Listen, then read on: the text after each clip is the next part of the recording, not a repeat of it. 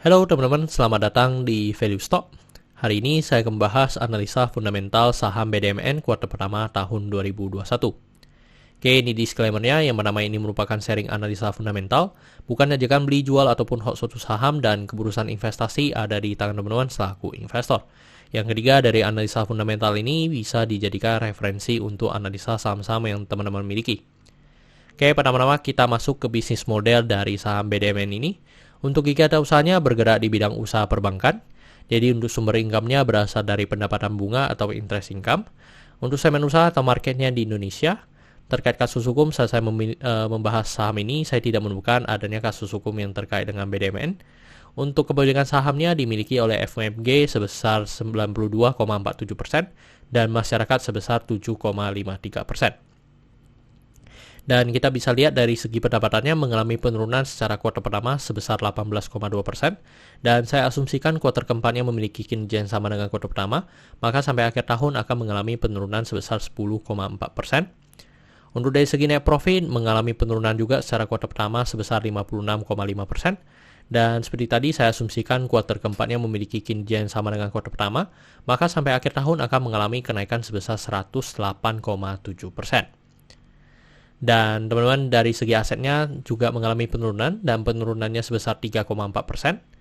Untuk dari segi utang juga mengalami penurunan dan penurunannya sebesar 4,6%. Untuk dari segi modal juga mengalami kenaikan dan kenaikannya sebesar 0,9%. Dan teman-teman di sektor perbankan ada 3 rasio yang perlu kita perhatikan, yaitu NPL, CAR, sama LDR.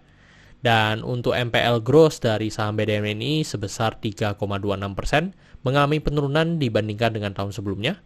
Dan untuk NPL netnya juga mengalami penurunan, dan penurunannya lumayan ya teman-teman, dari 1,64% menjadi 0,85%. Untuk dari segi CAR-nya mengalami kenaikan dan ini bagus, menjadi 26,23%, dan memang masih memenuhi dari standar dari BI ya.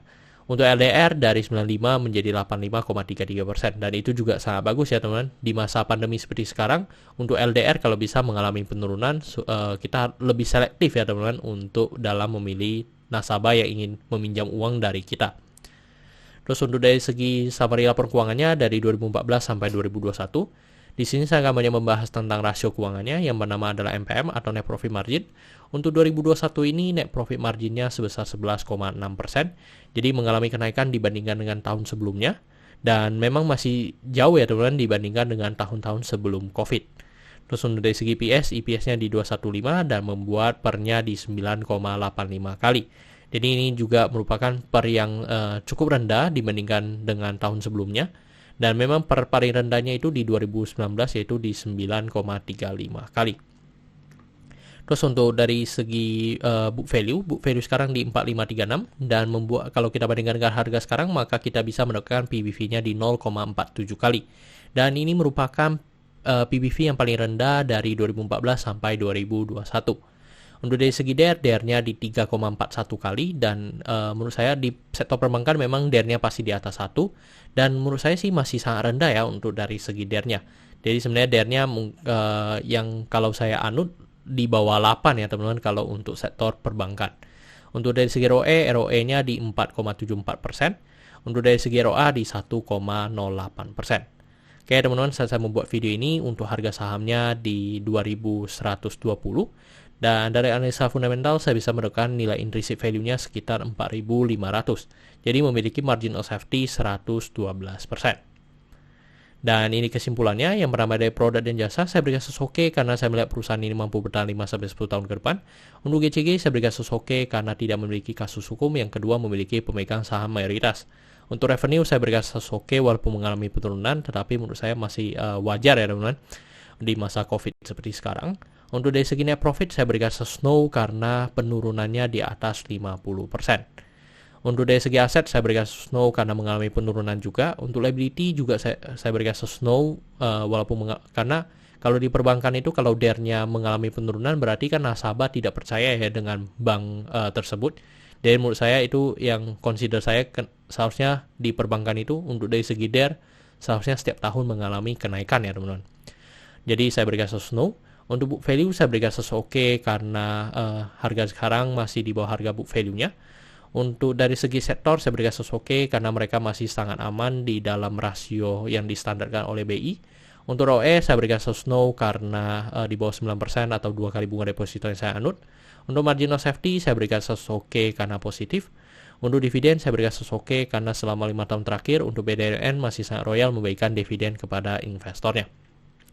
Oke teman-teman, jadi kesimpulannya adalah 7/11 dan pertanyaannya adalah apakah saya akan membeli saham BDMN ini. Untuk sementara masih saya WNC ya teman-teman, karena secara valuasi memang udah murah sekali, tapi secara fundamental dan dari segi kepercayaan nasabah mungkin itu akan menjadi considernya saya akan coba perhatikan lebih lagi untuk di saham BDMN ini. Tapi kalau secara valuasi maupun secara fundamental dari segi net profit margin dan rasio-rasio lain sebenarnya masih sangat bagus ya untuk saham BDN ini. Oke teman-teman, saya rasa cukup sekian untuk video kali ini. Jangan lupa untuk like dan subscribe. Jangan lupa juga untuk follow saya di Instagram saya di Royken13. Dan teman-teman, saya ada membuat grup Telegram, jadi teman-teman bisa join grup Telegram saya di Value Stock. Untuk linknya teman-teman bisa dapatkan di deskripsi di bawah. Dan jika teman-teman ada kode saham yang ingin saya buatkan analisa seperti ini, silakan tinggalkan di kolom komentar untuk kode sahamnya. Oke teman-teman, see you in the next video. Bye-bye.